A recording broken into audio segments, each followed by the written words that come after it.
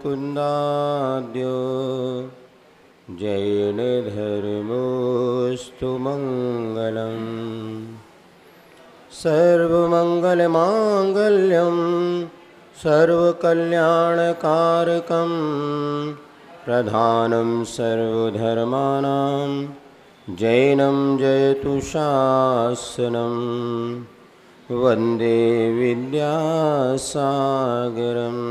जय बोली अहिंसा परमो धर्म की जय। शासन नायक भगवान महावीर स्वामी की, आचार्य भगवान श्री कुंद महाराज की, आचार्य गुरुवर श्री विद्यासागर जी महाराज की, पूज्य मुनिवर श्री प्रमाण सागर जी महाराज की, पूज्य मुनि श्री 108 निर्वेद सागर जी महाराज की।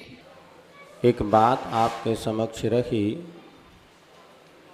कि इस जीवन में उतार चढ़ाव मोड़ बहुत हैं, किंतु इन सब में हम अपनी यात्रा को व्यवस्थित कैसे कर सकें। निश्चित है सदियों से हमारे ऋषि मुनियों ने, गुरुओं ने हमारे समक्ष वो सभी प्रकार की विघ्न बाधाओं को पार करते हुए अपने मंजिल को प्राप्त करने का साधन, मंत्र अथवा सूत्र हमें प्रस्तुत किए। आज हम देखते हैं प्रत्येक मंदिर में ग्रंथालय या जिनवाणियाँ बहुत सारी हैं। पहले दुर्लभ था, आज ग्रंथ और जो प्राकृत संस्कृत भाषा के ग्रंथ थे उसका हिंदी अनुवादित होकर के भी वो ग्रंथ आज हमारे समक्ष हैं, जिनमें सारी की सारी समस्याओं का समाधान है, बशर्ते हमें उनको पढ़ने का वक्त मिले तब। बहुत कम लोग होते हैं जो कि नियमित स्वाध्याय के द्वारा अपने जीवन को अच्छा बनाने का प्रयास करते हैं। फिर भी आज महाराज श्री ने प्रश्न किया है तो आचार्य महाराज ने मूक माटी महाकाव्य जो लिखा है, अपने आप में ऐसा अद्भुत महाकाव्य है जिसमें कि एक हमें अपने जीवन को उन्नत बनाने का मार्ग सहज प्रस्तुत होता चला जाता है।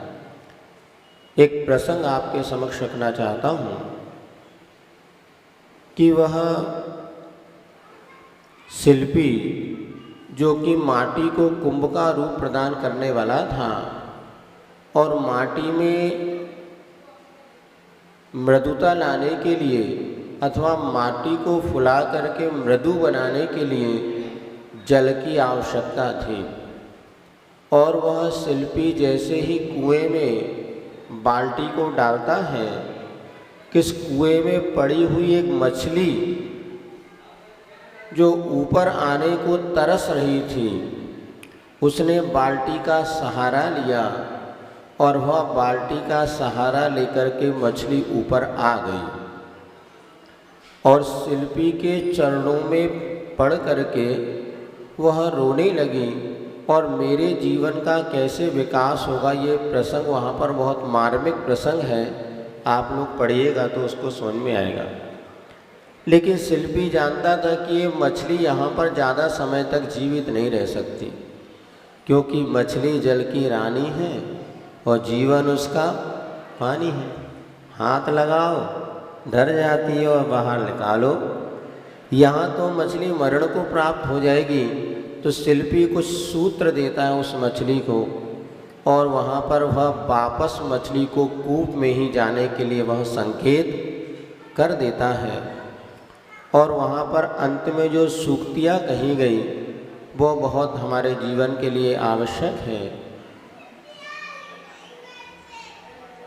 वातावरण वातानुकूलता हो या ना हो,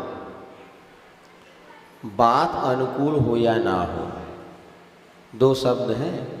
एक में वजन वाला वा है और दूसरे में बकरी वाला वा है।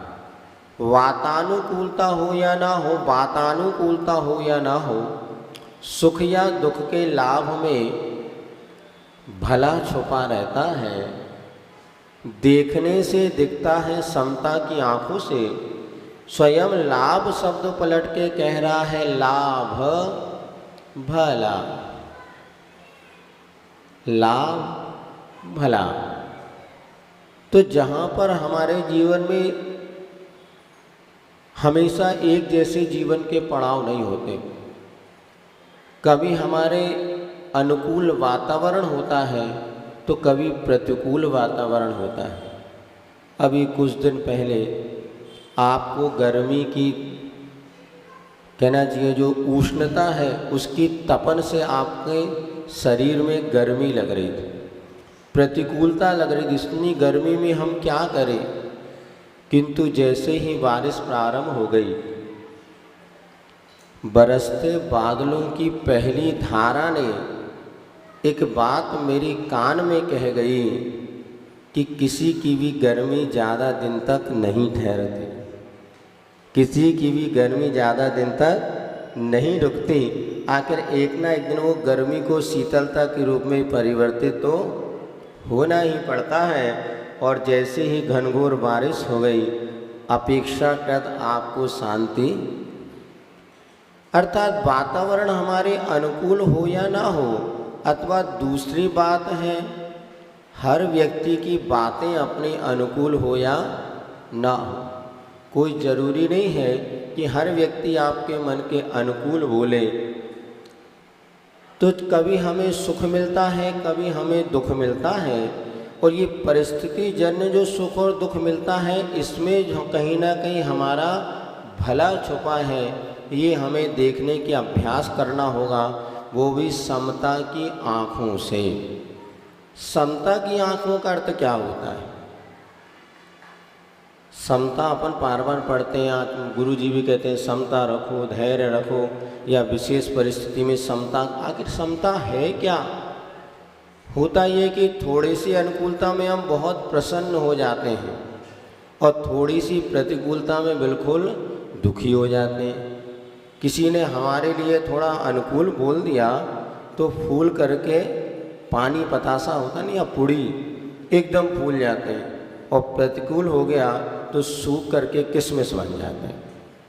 लेकिन नहीं, अनुकूल और प्रतिकूल परिस्थितियों में भी अपने आप को नॉर्मल बनाए रखना ये बहुत मुश्किल होता है। कठिन तो है, लेकिन ऐसा हो ही नहीं सकता, ऐसा नहीं।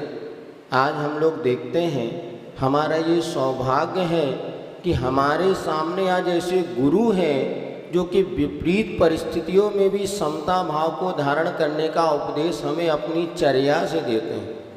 आप सभी ने पूज्य आचार्य श्री का दर्शन किया होगा, और यहाँ पर भी गुरु महाराज आए कि नहीं पता नहीं, यदि भोपाल तो आए थे, हाँ आए होंगे।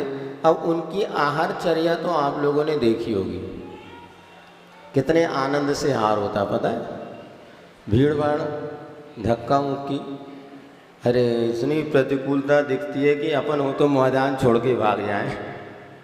ऐसी प्रतिकूल परिस्थिति में जब गुरु महाराज आहार करते हैं, उनकी मुख मुद्रा देख के ऐसा लगता है पता नहीं कितने आनंद के साथ वो माल टाल ले रहे हैं। लेकिन क्या लेते हैं भोजन में? नीरस भोजन करते हैं। फिर भी इस प्रतिकूलता में कैसे उनके भीतर समता का विकास होता है, इस बात को हमें समझना होगा। ये साम्य बुद्धि का विकास हमारे जीवन में कैसे हो कि हर परिस्थिति में हम अनुकूल बन सकें। तो ये समझना, आप लोग सामायिक पाठ में भी पढ़ते हैं, जो कुछ बाहर है सब पर है कर्माधीन विनाशी। जो कुछ भी बाहर घटित हो रहा है ये सब कुछ हमारे अनुकूल हो ऐसा नहीं, क्योंकि हमने पूर्व में जैसा किया शुभाशुभ कर्म है उसका फल तो हमें भुगतना पड़ेगा। अच्छे पुरुष, आप इतिहास उठा के देखें तो महापुरुषों के जीवन में ज़्यादा कष्ट आते हैं।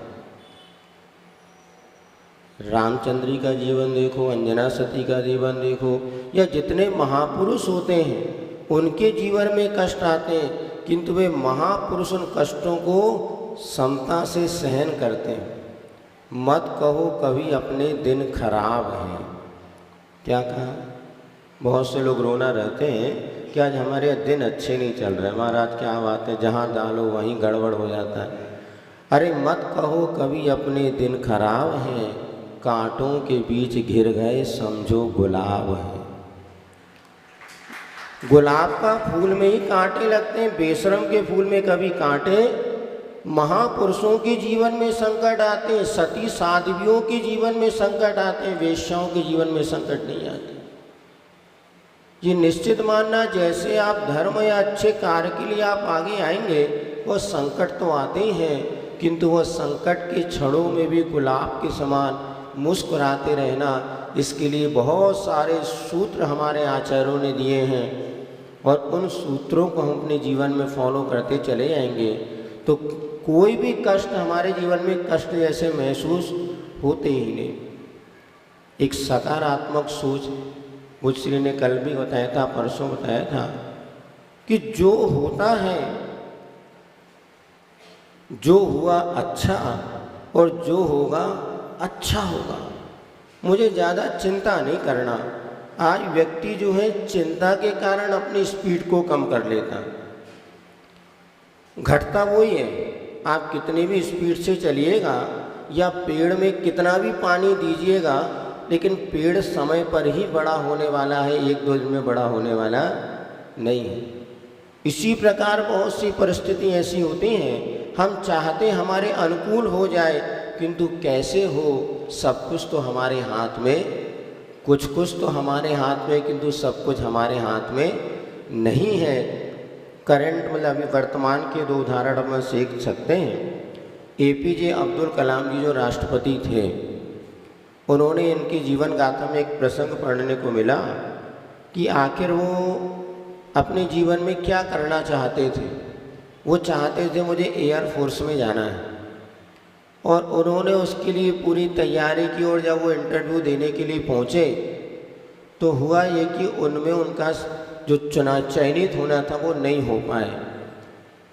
8 बच्चों का चयन होना था, वो 8 बच्चे हो गए। इनके बाद इनका नंबर आया तो इनका चयन उसमें नहीं हुआ। वो बड़े हताश हो गए, मन प्रसन्न नहीं था, क्योंकि मैंने इतनी कुछ सोचा था और मैं अब वहाँ पर पहुँच नहीं पाऊँगा। क्योंकि ये निश्चित है, हर व्यक्ति के लिए सफलता हर पड़ाव पे मिले कोई ज़रूरी नहीं।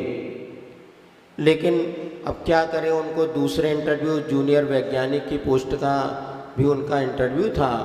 और चलो इन दिनों अपन जब तक 2-4 दिन फ्री हैं, कुछ घूम आते हैं, तो बताते हैं बद्रीनाथ वगैरह इधर थोड़ी यात्रा के लिए निकल गए। यद्यपि मुस्लिम संप्रदाय में जन्म लेने के बाद भी उनकी एक अलग ही विचारधारा थी और वह सबका सम्मान करते थे।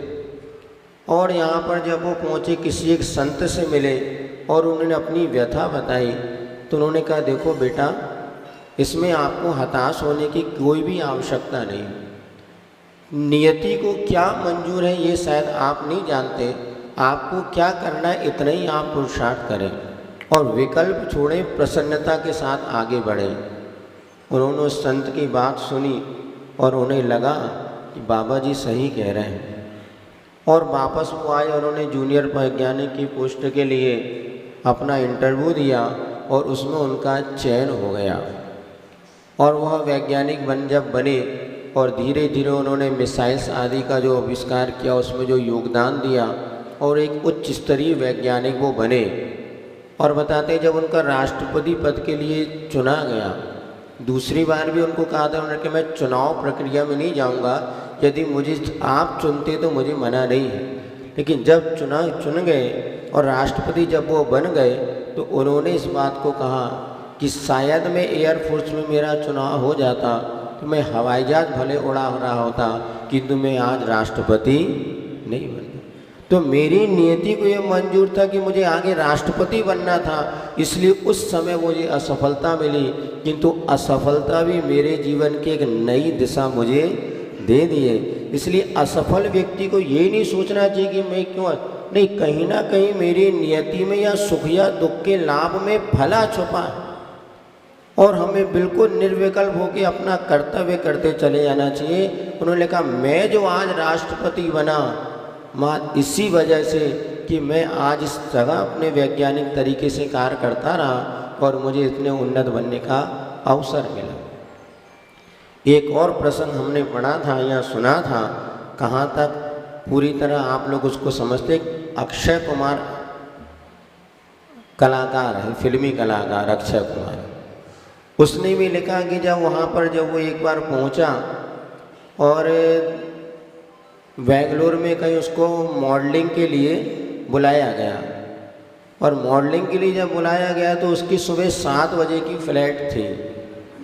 और वैसे वो जो यहाँ पर जो आया था किसी बच्चों को मार्शल आर्ट वगैरह सिखाने के लिए वो बम्बई में आया था, लेकिन वहाँ पर आने का उसका विचार बना मुझे इस क्षेत्र में भी आना चाहिए। और उन्होंने कहा कैसे प्रवेश किया जाए, तो सबसे पहले मॉडलिंग में उसको जब ऑफ़र दिया गया उसने अपने में ठीक है मैं आता हूँ, और वो उसको बेंगलोर जाने के लिए पूरी तरह तैयार हो गया।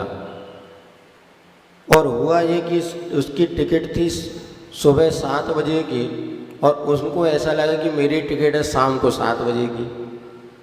अब यहाँ से जब 7 बजे की फ़्लाइट छूट गई और ये अपने ही घर में थे, उसी समय 8 बजे जो समय था इंटरव्यू का, फ़ोन आया कि आप अभी तक क्यों नहीं आए, आप वो नाराज़ हुए और आपका तो कैंसिल, क्योंकि आप समय पे उपस्थित नहीं। अरे बोले मैं तो सोचता था शाम को 8 बजे की फ़्लाइट है या कल है, और ऐसा गड़बड़ हो गया।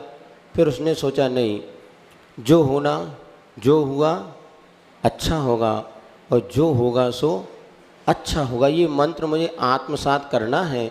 और वो विकल्प तो था, और चलो अपने मन बहलाने के लिए गार्डन में चलते हैं, और वो गार्डन में घूम रहा था। उसी समय बताते हैं एक व्यक्ति जो है, जो बहुत अच्छा कथाकार था, उसने अपनी एक कथा लिख कर के एक फिल्म निर्माता के पास वो पहुंचा कि भाई ये मेरी कथा, इसके अनुसार आप फिल्म निर्माण कर दीजिए, बहुत अच्छा काम होगा।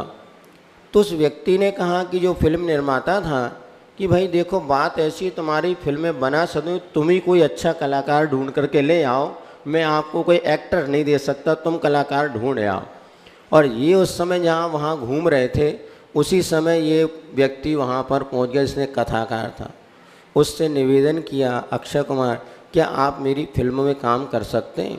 अंधा क्या चाहे दो आँखें, वो तो मॉडलिंग मिल जाए वही बहुत कुछ था, लेकिन फिल्म में काम करने का मौका मिल रहा, और बहुत प्रसन्नता, उसने हामी भरी। और फिर बताते हैं वो उस व्यक्ति के साथ वहाँ पर गया, और जो फिल्म निर्माता था उसने उसको अपनी फिल्म में पहली बार काम दिया, और उस काम को करने से और वह आज क्या ग्रोथ है आप उसको जानते हैं। हर व्यक्ति उसकी जो फिल्में बनती हैं, सुना है कि वो देश और समाज के हित में ज़्यादा फिल्में बनाता है, और हमने तो ज़्यादा देखा नहीं, किंतु अभी बताते वो रात्रि में भोजन नहीं करता। कई वीडियोस के डले कि मैं 7 बजे के बाद भोजन नहीं करता, क्योंकि मेरे शरीर को इतनी ही आवश्यकता है। हमारे जैनीय भाइयों के लिए भी वह शिक्षा देता है कि आप रात्रि में भोजन क्यों करते हैं। हम लोग तो कहते हैं महाराज डायबिटीज़ है, और डॉक्टर कहता है दिन भर थोड़ा थोड़ा। बिल्कुल गलत धारणा है। डायबिटीज़ वालों के लिए सबसे बढ़िया रामबाण औषधि है तो उपवास। जिसको ना हो तो हमसे मिल लेना, आपको बता देंगे।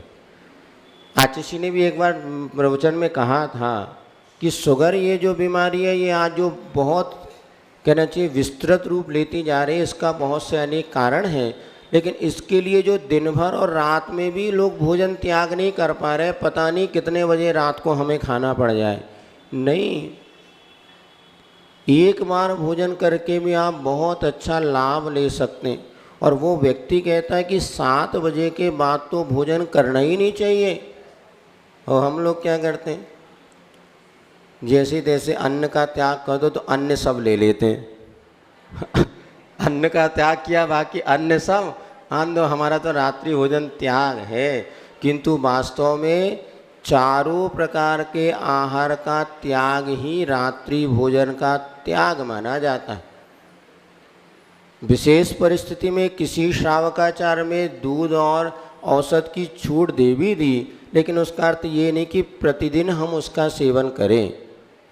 और जैन कुल में हमने जन्म लिया है तो इतनी धारणा हमारी पक्की बननी चाहिए कि हमें रात्रि में भोजन करना ही नहीं।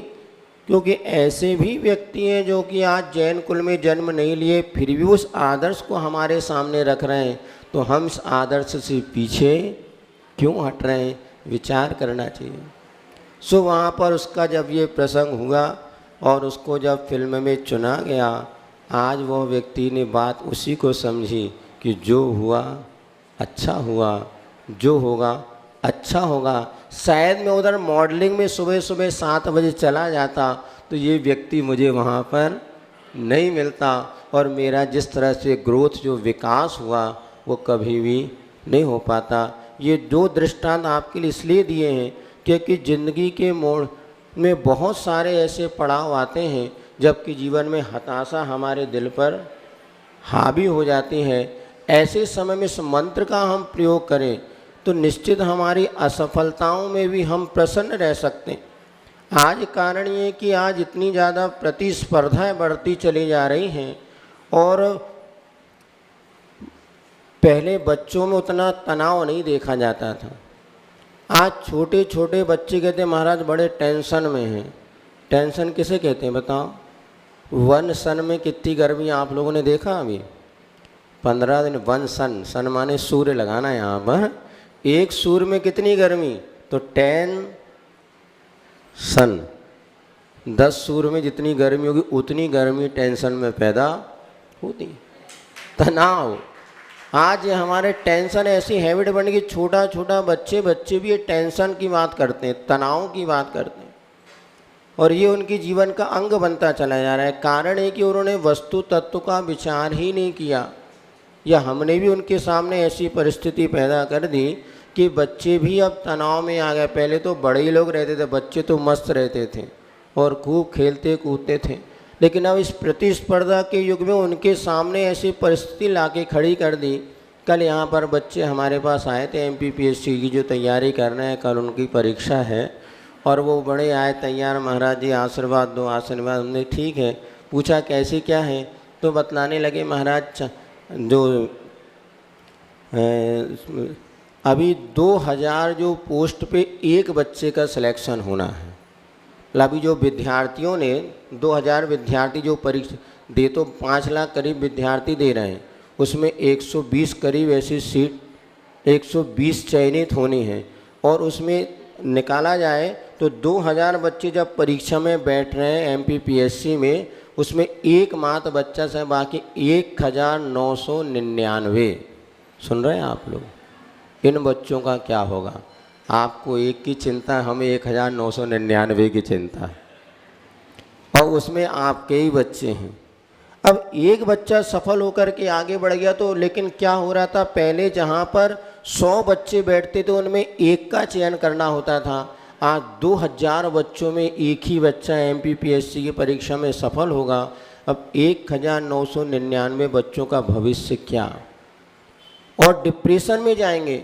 अभी पिछले बार जब हमारा टीकमगढ़ में वर्षा योग हुआ था, उस समय कोई एक बहुत अच्छा व्यक्ति है तो उसने बताया हमारा इस बार कम से कम 10,000 बच्चे सुसाइड करेंगे। हमने कहा क्यों, किस आधार पे बता रहे? बोले मैंने एक जो अपना जो गणित निकाला हूँ, वही धनबाद का बहुत अच्छा कोई प्रोफेसर था, कि जिस तरह से बच्चे प्रतिस्पर्धा मतलब में जा रहे हैं, 3-3 4-4 बार परीक्षा देने के बाद प्री निकाल लिया, मेंस निकाल लिया, फिर इंटरव्यू को, फिर वापस नीचे आ रहा है, फिर ऊपर चढ़ रहे हैं। और आप ये सोचो, एक बार अगर हम असफल हो जाएं, यदि आप रोटी बनाते बनाते मान लीजिए रोटी उल्टी सीधी बन जाए और फिर सीधी उसको सही बनाना हो तो कितना विकल्प होता है।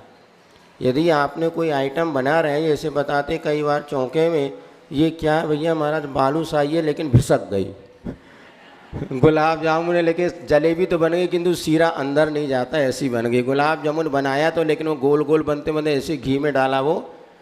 अरे लौकिक जीवन में थोड़ी सी असफलता 1-2 बार हमारे पास आ जाती तो दिमाग हमारा छोड़ तो दो, लेकिन वे बच्चे जो वर्षों से इस चीज़ में लगे, बार बार जब असफलता होती है तो कैसे उनकी दशा होती होगी। वो कह रहे थे महाराज आप आशीर्वाद दे दो। हमने कहा भैया आशीर्वाद तो हम बहुत दिल से दे रहे हैं, किंतु क्या करें, हमारा आशीर्वाद ही आजकल काम नहीं कर रहा। क्या करें, कैसे परिस्थिति। कुछ बच्चे हैं यहाँ पर जो बैठे, सचिन भैया बैठे हैं, ये भी सिलेक्टेड, सम्यक भैया, कुछ बच्चे हैं पुण्यशाली, लेकिन जो बच्चे नहीं निकल पा रहे उनके लिए हमारा एक ही समाधान है बेटा, जिंदगी का एक ही लक्ष्य होना चाहिए, प्रसन्नता। Happiness is the best tonic for health. स्वास्थ्य के लिए अगर सबसे बड़ी कोई औषधि है तो प्रसन्नता हमारे जीवन में औषधि है। सुख या हो, दुख हो, सफलता हो या असफलता हो, लेकिन हमारी प्रसन्नता हमारे साथ से छिन गई तो सब कुछ चला गया। सफलता और प्रसन्नता में महत्वपूर्ण क्या है? सफलता की प्रसन्नता? प्रसन्नता। सफलता, हर सफल व्यक्ति प्रसन्न हो कोई ज़रूरी नहीं, किंतु हर प्रसन्न व्यक्ति अपनी ज़िंदगी जीने में सफल तो हो ही जाता है। अच्छे सफल होने के बाद भी लोग अपनी ज़िंदगी से हताश हो जाती हैं। अभी एक सुशांत सिंह ठाकुर किसी ने सुसाइड की थी। वो क्या कमी थी उसके पास? सब कुछ था, जिस स्तर पर वो पहुंचा था कोई कमी नहीं थी, किंतु ज़िंदगी से हताश होकर के उसने सुसाइड कर ली। आज कितने लोग हैं जो सफलता की चरम सीमा पर हैं किंतु अपने जीवन से संतुष्ट नहीं है। इसीलिए असफलता ये एक समझना चाहिए हमारी परिस्थिति जन्य है, किंतु इन परीक्षाओं में जो असफल हो जाता है, ज़िंदगी से वो असफल कब होता है? जब उसकी प्रसन्नता उससे छिन जाती है। आचार्य श्री हम लोगों को बताते थे, या एक बार की रजिस्टर होता है, जब स्कूल में आप जाते हैं या जब आप कॉपी लिखते हैं तो कॉपी में लिखने के लिए कुछ स्थान होता है, किंतु बाजू में हाथ की लाई कहते थे हम लोगों, साइड का एक लकीर, इधर कुछ गैप होता है।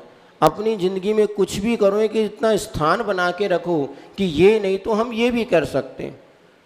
और हमारा तो ये सोच है कि बच्चों को हमेशा एक ऐसी ज़िंदगी या ऐसी शिक्षा प्रदान करो कि वो सकारात्मक सोच के साथ आगे बढ़ते चले आएँ। एक समय था जब आवश्यकता थी और बच्चों में इतनी योग्यता के साथ साथ वो पुरुषार्थ भी होता था। आज कई बार हम देखते हैं बच्चों की योग्यता नहीं है, फिर भी माता पिता या कहना चाहिए अपने फ्रेंड सर्कल के मात कहने से वो इस चीज़ में उतर तो जाते हैं। अच्छे व्यवसाय को छोड़ करके, अच्छे कहना चाहिए पारिवारिक दायित्व को छोड़ करके जब व्यक्ति सूर चला जाता है और बाई चांस यदि वो सफल नहीं हो पाता तो कितना भी अच्छा वो काम कर ले, लेकिन उसको लगता मैं आखिर असफल हूँ। जिंदगी भर में उसमें एक धारणा बन जाती कि मैं असफल हूँ। इसीलिए ऐसे लाइन में ही अपने बच्चों को प्रवेश मत कराइए कि वो उनके मन पर असफलता का भूत चढ़ जाए। ठीक है, नहीं निकल पाया, हमारे कहने पर वो दुकानदारी में लग गया कि दुकानदारी गृहस्थ आश्रम में और सर्विस करते हुए भी उसके मन में यही भाव जिंदगी भर टसल देगा कि मैंने उस पुरुषार्थ तो किया था किंतु मैं सफल नहीं हो पाया। क्यों ना ऐसे सकारात्मक सोच के साथ बच्चों को यदि आप शिक्षा भी देते हैं तो जहाँ पर हमेशा सफलता की लाइन लगी रहे। जैसे हम आजकल ज़्यादातर बच्चों को ये कहते हैं, बेटे हो या बेटियाँ, सभी के लिए शिक्षा तो अनिवार्य है, किंतु शिक्षा उनके जीवन को प्रसन्न बनाने के लिए होना चाहिए कि दुखी बनाने के लिए। एक ज्ञान का प्रयोजन क्या होना चाहिए? आचार्य ने अज्ञान निवृत्ति हानोपादान उपेक्षा तत्फलम, परीक्षा मुख में माणिक नंदी आचार्य ने ये सूत्र दिया है। आचार्य ने इसकी बहुत अच्छी व्याख्या की थी। जब हम लोग आचार्य के सानिध्य में पढ़ते थे तो अज्ञान निवृत्ति, कुछ भी हम पढ़ते हैं, जैसे हमने आपको बताया ये हमारे सामने माइक रखा है और जिसको अभी तक पता नहीं था क्या है तो उसको पता चल गया कि ये माइक है। ये क्या हो गया? अज्ञान निवृत्ति। ज्ञान का पहला फल है कि हमारा अज्ञान दूर होना चाहिए। लेकिन कल जैसे उन्होंने पूछा था ना प्रश्न कि प्रतिशत की दौड़ आज हो रही है और हर व्यक्ति माता पिता चाहते हैं हमारे बच्चे ज़्यादा से ज़्यादा प्रतिशत लेकर के आ जाए, परसेंटेज। तो हमारा बच्चा बहुत होशियार है। घड़ी रख देना भैया थोड़ा सा, कितनी देर हो रहा है? महाराज जी तो आ ही नहीं रहे। आज तो ऐसे चल रहा प्रवचन, कब तक करना हमें ही पता नहीं, जब तक महाराज जी नहीं आ रहे तब तक तुम्हारा। चलो ठीक है। हाँ तो 1 मिनट। कल उन्होंने पूछा था, आज प्रतिशत के चक्कर में ही हमने बहुत सारी व्यवस्थाएं बिगाड़ दी। तो हम क्या कह रहे थे आपको? हाँ नहीं, प्रतिशत की बात तो कर ही रहे थे कुछ। हाँ ये माइक सुनो। हाँ, अज्ञान निवृत्ति, सबसे पहले माइक को देखते से आपको पहले तो पता नहीं था ये क्या क्या काला काला महाराज जी के सामने रखा है, कुछ समझ में नहीं आ रहा। हो सकता है कोई बड़ी बात नहीं। एक बार की बात, एक व्यक्ति हमें से पेन ड्राइव होती है, पेन ड्राइव, और वो महाराज ये पुस्तक की कुछ पेन ड्राइव वगैरह है उस हमें दे गया। तो हम समझते नहीं थे क्या होता पेन ड्राइव वगैरह, तो हमने सोचे किसी डबिया का काम की अपनी, और हमने उठा के किसी को दे दी, भैया तू ये ले जा, क्या है तेरे काम की होगी।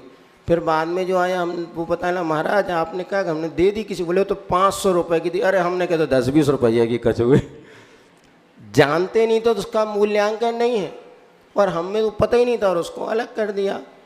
लेकिन जब बाद में और इतनी बहुमूल्य चीज़ है, फिर तत्संबंधी अपने अज्ञान का हानि हो गई।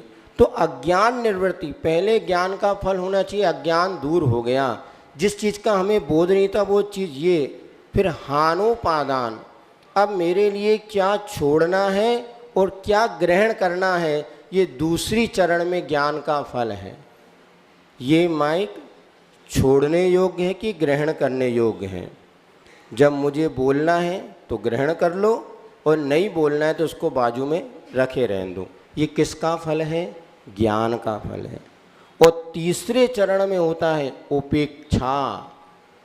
अब ये ना छोड़ना ना ग्रहण करना, ये तो पर वस्तु है, इसको मुझे छोड़ना है, और अपना जो निजी आनंद है उसको प्राप्त करना है। उपेक्षा माने एक, जैसे अपना आगम यदि स्वाध्यायशील आप लोग हों तो 5 पाप होते हैं, कल भी हमने बताया था।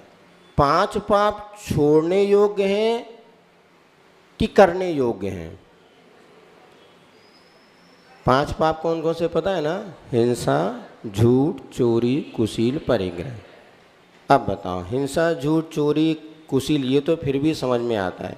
परिग्रह छोड़ने योग्य है कि जोड़ने योग्य है? बोलो भैया। और झूठ बोले कौआ काटे। परिग्रह छोड़ने योग्य है कि जोड़ने योग्य है? बोल तो सब रहे, किंतु कौन कौन छोड़ रहा है? नहीं महाराज, वो आप ही छोड़ो तो अच्छा है, महाराज जी का त्याग है। बहुत मतलब ये तो 5 पाप छोड़ने योग्य है, ये हो गया ज्ञान का फल। ये पूज्य महाराज श्री जी आ गए। हेलो, बोले परम पूज्य बोलिए। श्री प्रमाण सागर जी महाराज की जय जय जय। सभी अपने स्थान को ग्रहण कर लें नमोस्तु करके, और आइए। महाराज जी अपनी पूरी बात। हम आपसे चर्चा कर रहे थे, बट 5 पाप अज्ञान निवृत्ति, हानोपादान। तो 5 पाप हमें छोड़ना है, हान, और क्या ग्रहण करना है? 5 व्रतों को ग्रहण करना है। व्रत होते अहिंसा, सत्य, अचौर, ब्रह्मचर्य और परिग्रह। ये हमें ग्रहण करना है। ये विवेक हमें कहाँ से मिलेगा? सम्यक ज्ञान के माध्यम से। अब तीसरी अवस्था क्या है? तो इन दोनों को छोड़ करके, पाप को तो छोड़ ही दिया, इन व्रतों को भी उपेक्षित करते हुए अपने आत्म स्वरूप में लीन हो जाना, जिससे केवल ज्ञान की उपलब्धि हो। तो ज्ञान का फल यही आचार्यों ने कहा, अज्ञान निवृत्ति, हानो उपादान, उपेक्षा तत्फलम। आज हमारे यहाँ पर जो ज्ञान के लिए आप लोगों का पुरुषार्थ किया जा रहा है, ये पुरुषार्थ हमारे लिए प्रसन्नता का सबसे बड़ा साधन कारण बनना चाहिए। और असफलता होने पर भी हमें ये नहीं समझना चाहिए कि हम पूरी तरह असफल हो गए।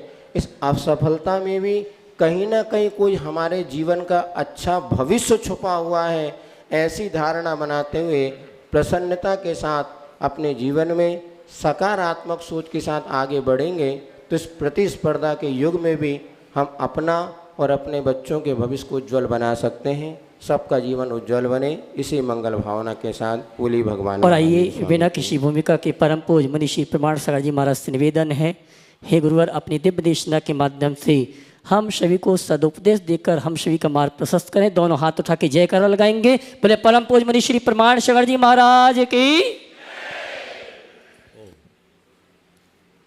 जय। बोलो 1008 भगवान श्री महावीर स्वामी की जय जय जय। अहिंसा परमो धर्म की जय। परम पूज्य आचार्य गुरुवर श्री विद्यासागर जी जय। बोले परम पूज्य मनीषी प्रमाण सागर जी महाराज की। अभी आप सभी महाराज श्री को सुन रहे थे। ज्ञान और ज्ञान के फल के संदर्भ में महाराज श्री ने आप सबको बहुत सुंदर मार्गदर्शन दिया। हम लोगों के साथ एक बड़ी विडंबना ये है कि हमें ज्ञान तो है, जानते सब है, लेकिन इसके बावजूद उसका फल प्राप्त नहीं होता। उसकी केवल एक वजह है कि हम जानते तो हैं, मानते नहीं। इस सभा में ऐसा एक भी व्यक्ति नहीं है जिसको ये पता न हो कि पाप बुरा है, कसाएं बुरी है, व्रत अच्छे हैं, क्षमादि भाव अच्छे हैं। है कि नहीं है पता? बोलो। पता सब है, लेकिन इसके बावजूद सब के सब वही करने में अपनी तत्परता दिखाते हैं जो आज तक करते आ रहे हैं। परिवर्तन आखिर कैसे होगा? जीवन में परिवर्तन तब तक घटित नहीं हो सकता जब तक हम उस दिशा में सार्थक प्रयास न करें। हमें दुर्लभ मनुष्य जीवन मिला है। हमारी कोशिश होनी चाहिए इस जीवन को सार्थक बनाने की, और इसका केवल एक ही मार्ग है, वह है धर्म के अनुसरण का। धर्म के पथ का यदि हम अनुसरण करते हैं, उस मार्ग में आगे बढ़ने की हम कोशिश करते हैं, तो हमारे जीवन में सार्थकता घटित होगी। हम अपने जीवन को सफलीभूत कर सकेंगे। कल मैंने शाम को एक बात कही थी कि यदि मनुष्य अपने जीवन का लेखा जोखा करे तो बाहरी दायित्व की पूर्ति तो हमने खूब किया, स्वयं के प्रति जो स्वयं के दायित्व की पूर्ति है उसमें प्रायः लोग पिछड़े हुए। अब हमारी कोशिश होनी चाहिए कि हम स्वयं के दायित्व को पूर्ण करने के लिए कटिबद्ध हों।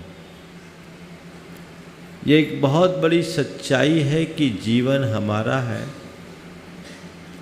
और वह नितांत अकेला है। हम मानते हैं कि इतना बड़ा संसार है, मेरा परिवार है, मेरे परिजन हैं, मेरे ये हैं, मेरे वे हैं, पर सच्चाई ये है कि मेरा तो ये शरीर भी नहीं है।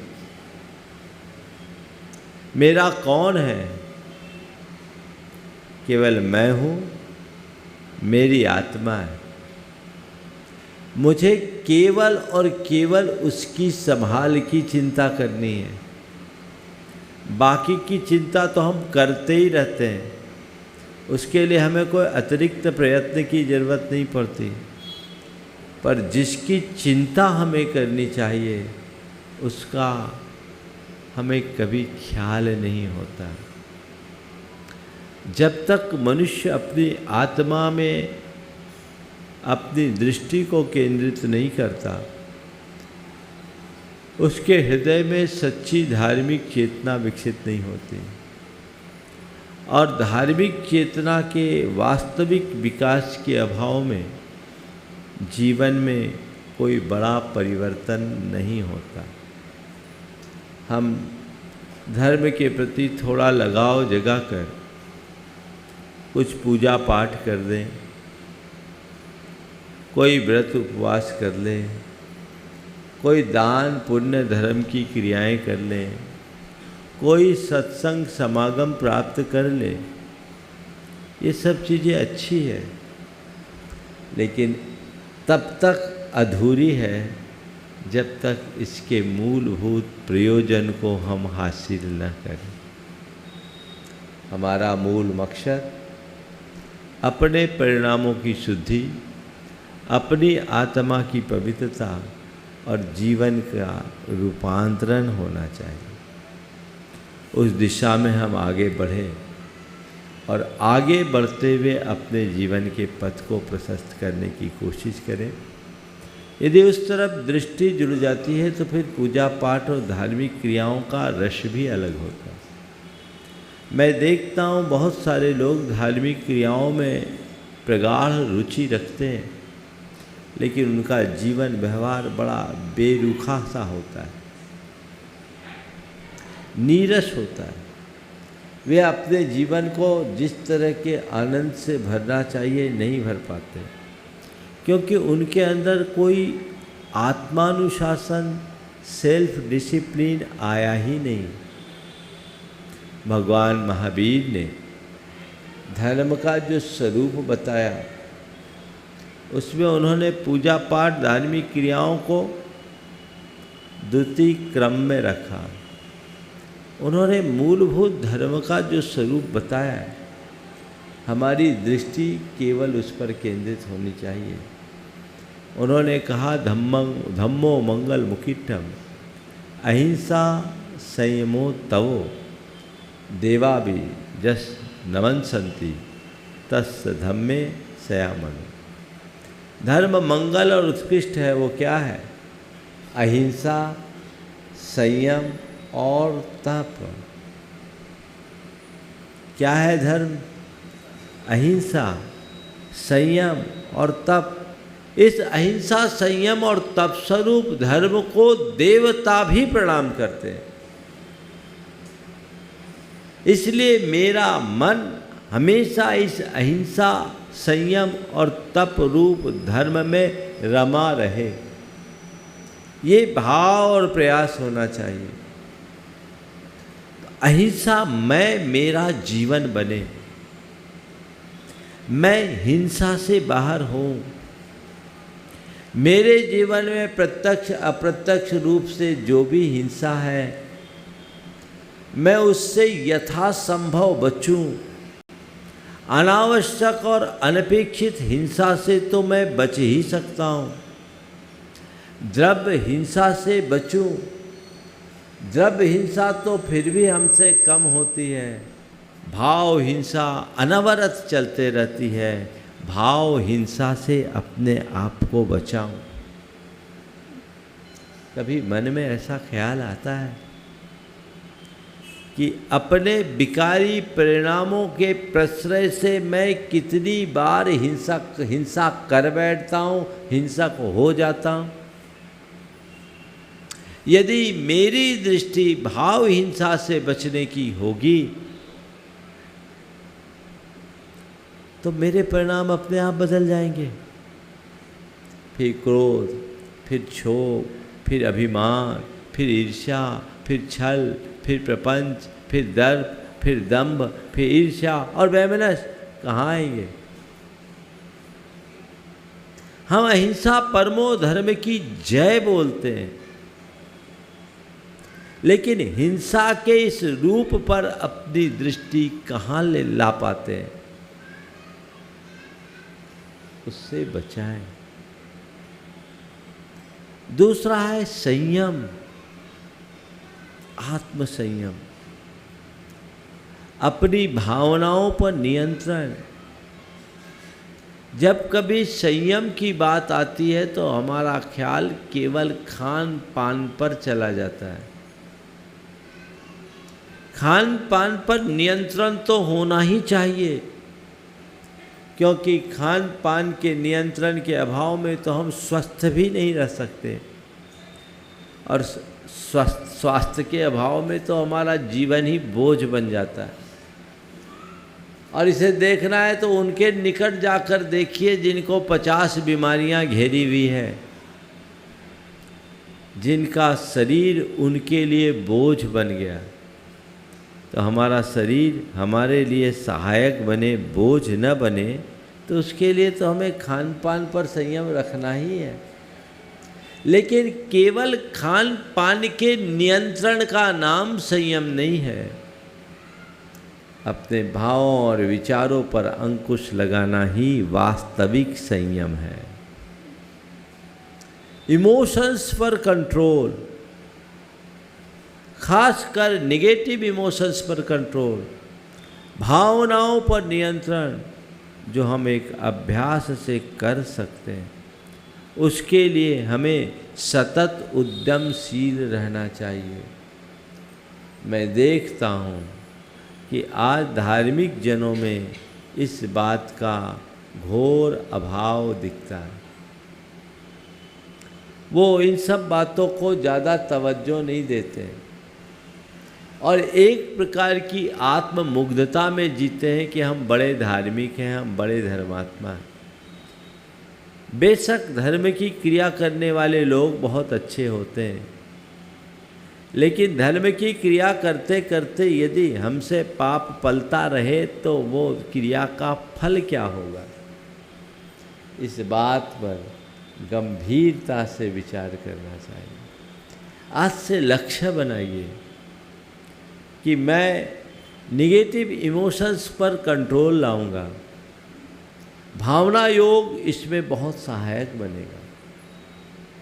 एक सज्जन जो व्रती मेरे संपर्क में आने के बाद उन्होंने भावना योग शुरू किया और अपने तीनों टाइम की सामायिक के लिए भावना योग से जोड़ दिया। व्रतियों का एक 48 मिनट का सामायिक। एक दिन उन्होंने मुझसे पूछा, महाराज क्या भावना योग में हम सामायिक कर सकते हैं? बोले कर सकते हैं। उन्होंने 1 महीने के बाद आकर मुझसे कहा, महाराज चमत्कार हो गया। मैं प्रतिमाधारी, लेकिन मुझे बहुत गुस्सा आता था। कोई भी बात मेरे मन की विरुद्ध मुझे पचती नहीं, और सामायिक करता था तो सामायिक के नाम पर बैठता था, पर प्रायः ऊँघता रहता था। महाराज जब से मैंने भावना योग सामायिक में जोड़ा है, तब से मेरे परिणाम बड़े निर्मल और भाव पवित्र होने लगे और मेरा मन भी लग रहा। प्रयोग कीजिए, जीवन में व्यापक बदलाव घटित होगा। ये प्रयास और पुरुषार्थ सभी को करना चाहिए। अहिंसा धर्म है, संयम धर्म है और तप धर्म है। तप क्या है? इच्छा के निरोध का नाम तप है। जब कभी तप की बात आती है तो आप लोगों के हाथ पांव ढीले हो जाते हैं।